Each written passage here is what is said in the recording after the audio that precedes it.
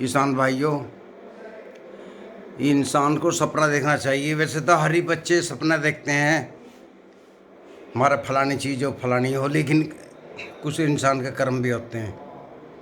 भाइयों, मैं अपने अनुभव बता रहा हूँ आपको। जब मैं छोटा सा था तो नकली ट्रैक्टर बनाकर उनकी सापट पे पीटीओ पट्टा वट्टा चढ़ा कर वे जुगाड़ से बनाया करता था, खेलता था। हम दो भाई थे। बड़े भाई की इच्छा नहीं थी ट्रैक्टर लेने की, मेरी इच्छा थी, मेरा सपना था ट्रैक्टर लेने का। लेकिन सज्जे में सपना पूरा नहीं हुआ। सन 82 में दोनों भाई अलग हो गए। सबसे पहले मैंने ट्रैक्टर बनाया, कुछ कर्जा लिया, कुछ रिश्तेदारों से लिया, उलट पुलट करके सस्ता ट्रैक्टर बना लिया पुराना। अपना गन्ने डालने शुरू किए, ट्रैक्टर से खेती का काम किया। फिर कुछ दिमाग सा बढ़ा, मैंने और बड़ा ट्रैक्टर बनाया। फिर और बड़ा दिमाग सा, फिर हमने स्वराज 44 ले लिया, उससे किराया भी किया। भाइयों, कुछ ज़मीन ठेके लेके वही, अपने पास इतनी ज़मीन नहीं थी, लेकिन ठेके की पे लाभ नहीं हुआ बिल्कुल भी। ठेके की पे हमने मांझे वंजे लगा के एक साल की, जिस साल आमदनी उस साल ही बटाईदार के ग्राहक बढ़ गए। दूसरे आगे उन्होंने पैसे बोल दी जाता है तो वो ज़मीन छूट गई हमसे। भाइयों, फिर हम अपनी में लगे रहे। कुछ बालक जवान से ये इन्होंने भी मेरी मदद की। तो भाइयों, हमने क्या करा,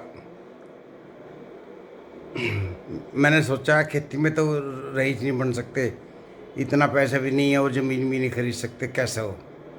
दूध का काम करके देखा, उसमें भी लाभ नहीं हुआ। पशु में जो दूध के काम में खर्चा जितना है ना, उतना ही दूध बिकता था। पशुओं की लपोटी ज़्यादा है, इनकम कम है। मैंने वो भी काम करके देखा। फिर मैं बॉम्बे भाग गया हीरो बनने के लिए, क्योंकि मेरी शादी 75 में हो गई थी, इसलिए वहाँ भी काम नहीं चल पाया। बच्चे हो गए, फिर बच्चों की आदत थी, वहाँ भी नहीं कामयाब हो पाया। मैंने कहानी लिखी, देहाती फिल्में बनाई, उनसे भी उनकी भी कॉपीराइट है कि उनसे भी काम नहीं चला, लेकिन मैं लगा रहा उधर। मैं सबसे पहले मैं सत्संग में जाता था, नाहरी आश्रम में। उसके बाद फिर मैंने धर्म बदल लिया अपना, क्या बोलते हैं उसको, सत्संग छोड़ कर मैं सहयोग में आ गया। कुछ कारण थे मेरे सामने श्री माता जी के इसमें कि सहयोग में मुझे ईमानदारी लगी, क्योंकि यहाँ कोई गुरु मंत्र नहीं था। ये था, अगर आप ईमानदार हो तो परमात्मा आपके साथ है, अब ईमानदार नहीं है तो परमात्मा आपसे हट जाएगा। हम 100% ईमानदारी से लग गए। वे कहती थी श्री माता जी, अगर आप बस में सफ़र कर रहे हों तो कंडक्टर किराया भूल जाए तो आप आवाज़ देकर उसका किराया दे दीजिए, तो आप मेरे बच्चे हो या वरना नहीं हो। तो भाइयों, आदमी सोचता है यार बस वाला किराया छोड़ दे तो ज़्यादा बढ़िया बात है, लेकिन हमें फिर वो अपने आप को बदलना पड़ा। हमने उसे किराया दिया आवाज़ मार के, तो जो कंडक्टर के चेहरे मुस्कराहट आई ना, हमें बहुत अच्छी लगी। हमने धीरे धीरे ईमानदारी बरतनी शुरू कर दी अपने काम में। हमने श्री माता जी पे छोड़ते, सुबह से हम ध्यान करते और उन्हीं पे अपना आप को समर्पित कर दिया, लगे रहे काम में। माँ ने रास्ता दिया मुझे अपना, अभी बम्बई से यहाँ बुला कर मुझे यूट्यूब दे दी। उस टाइम यूट्यूब कोई नहीं जानता था, सच्चाई है भाइयों। मैं यूट्यूब पे जुड़ गया। हाई स्कूल पढ़ा हुआ था, इतना अंग्रेजी नहीं था मैं जो पूरी बात समझ लूँ। आजकल तो कंप्यूटर वाले शहर में बैठे हैं, पढ़े लिखे की जरूरत नहीं है, उसमें जो कहेंगे बेचारे पैसे लेकर वही काम करते हैं। तो भाई ये मैंने ऐसे कराया। एक मेरे पे उस टाइम पे भाइयों, आप विश्वास नहीं करेंगे, मेरे पे फ़ोन के लिए भी पैसे नहीं थे। मैंने उधर उधार करके 5,000 का एक माइक्रोमैक्स का फ़ोन लिया, उससे वीडियो बनाए। वो 5-4 वीडियो बनाते ही भर जाती थी इसकी मेमोरी, हैंग हो जाता था वो। फिर मुझे तजुर्बा हुआ। फिर एक रिश्तेदार से लिया LG का, सारा घर वोर चलाया। फिर यूट्यूब से अर्निंग शुरू हो गई।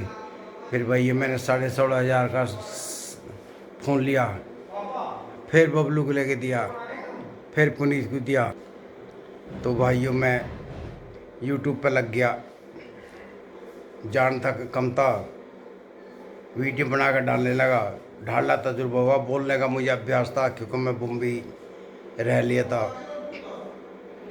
तो भाइयों मैंने, सच बताऊं मैं, उस टाइम पे पैसे की इतनी टचक थी शुरू में। हम गन्ने की बधाई अपना आप क्या करते थे, बालक तो नहीं करते, मैं अकेला करता था हर साल। एक एक दो दो बार सारी ईंख बांधा करता था। भैया मेरे पे पल्सर मोटरसाइकिल थी, वो कहीं चक्रोड पर रोक दी और बांधनी शुरू कर दी ईंख। किसी ट्रैक्टर की आवाज़ें घुर घुर की, मोटरसाइकिल स्टार्ट करी, वहीं भागा गया, उसकी वीडियो बनाई डाल दी। पूरे दिन मेरा ये काम था। मुझे एक जुनून था, रिश्तेदारी में जाना बंद कर दिया मन ने, क्योंकि रिश्तेदारी में जा करते थे, कहाँ भाई तेरी काली शीशे वाली गाड़ी, कहाँ भाई बम्बई वाले तेरी गाड़ी, मतलब ऐसे टोन से करते थे। मुझे अजीब सा लगता था। मुझे भी अपना आप में लगा कि यार बहन से बेइज्जती होगी, जीवन में ज़िंदगी झंड होगी। मैं मन में कहता था, श्री माता जी मेरा ये सपना था घर में गाड़ी हो, बालक ठंड में मरते जावे हैं। एक बार बबलू अपने बच्चों को मोटरसाइकिल पे ले गया वहाँ बागपत के पास में, मुझे बड़ा दुख हुआ, मैं मन में बहुत दुख हुआ। काश हमारे पास गाड़ी होती तो बालक हमारे गाड़ी में बैठ के जाते। तो श्री माता जी का ऐसा चमत्कार हुआ, हमारा काम चला, हमने अपना गाड़ी ले ली। ये न बबलू कहला पापा पुराना ही लेंगे, मगर पापा पुरानी नहीं लेनी, नवी लेनी। हमने कुछ फाइनेंस कराया, आधा जमा कर दिया, ये ले ली। डीजल की मिल गई उस टाइम पे। मशीनरी का ज्ञान मुझे बचपन से ही था। मुझे कहीं ने कहा सीएनजी की ले लो, पेट्रोल की ले लो, मैंने कहा नहीं पर लेंगे डीजल की। डीजल की ऐसे एक बार धक्का मार के स्टार्ट कर दो, पूरे दिन बंद नहीं होते, ड्राइवर थकाते हो। इसी विश्वास में हमने डीजल की ली। भाइयों मैंने सवा 10 साल चलाया, उसके बाद में फिर वो बेच दिया, फिर पैसे अटपट हो गए, फिर मैं लिया लोन पे, फिर किराया करना बंद कर दिया, सुन लिया ना, तब ज़मीन ठेके पे लेंगे किसी की, और ना हम किराया करेंगे। भाई या तो ट्रैक्टर लेना मान लो, या कुछ मान लो, हमारी मेहनत मान लो, या कुछ ही मान लो। ऐसा चमत्कार हुआ जीवन में। घर कर्जे में चल रहा था, ज़मीन बिक जानी थी। आप विश्वास नहीं कर रहे। यूट्यूब की मेहरबानी है, धन्यवाद देता मैं यूट्यूब की जो मेरे जीवन में आई। भाइयों कर्जे वर्जे सब उतार के फेंक दिए, साल 2 साल में नया मकान बनवा दिया। भैया हम इतने रेंट तो थे नहीं कि खित्ते इतना कमा लेते।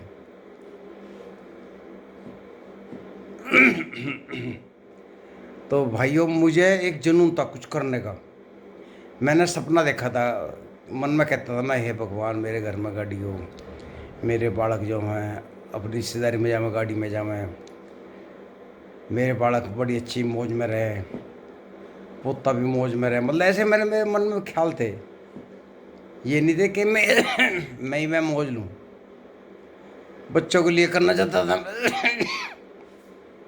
भाई मेरा एक सपना था, वो परमात्मा ने ऐसी सुनी मेरी, वो सपना साकार कर दिया।